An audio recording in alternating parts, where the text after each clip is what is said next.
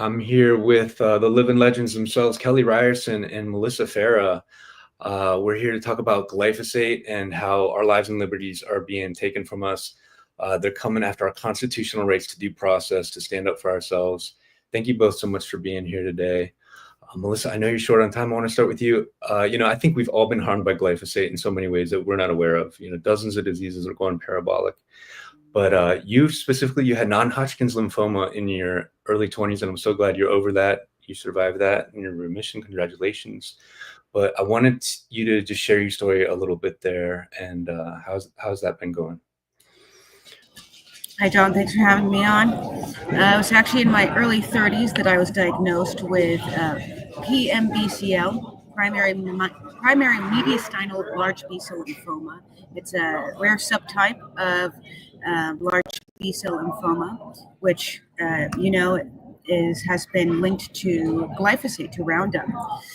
My entire lifestyle of my grown adult life has been very healthy for the most part. I am by no means your classic cancer candidate. So it was very much a shock and really telling of what a toxic environment we live in here in the United States. Many people have heard the stories if they go to Europe and they can suddenly eat bread and they come back here and they suddenly are gluten intolerant. Really, they're just poison intolerant. And so as someone who seemingly was fine most of her life, and suddenly at 30 years old, my face started to swell up and I had a tumor that was growing super aggressively here in my chest.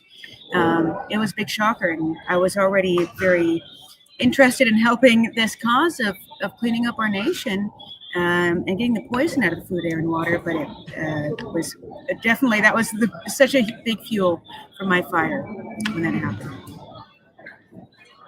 Yeah, well, I'm so glad you're doing better. Yeah, and we are seeing so many new ways to fight cancers coming on stream that have kind of been suppressed from us for a long time. So that's good to see. And but it's just we need to spread this awareness about this toxicity and everything. So glad that you're sharing your story. I know you're going to be in DC this weekend at the Healing Policy launch event there, and I hope to join you. And looking forward to seeing you share about everything.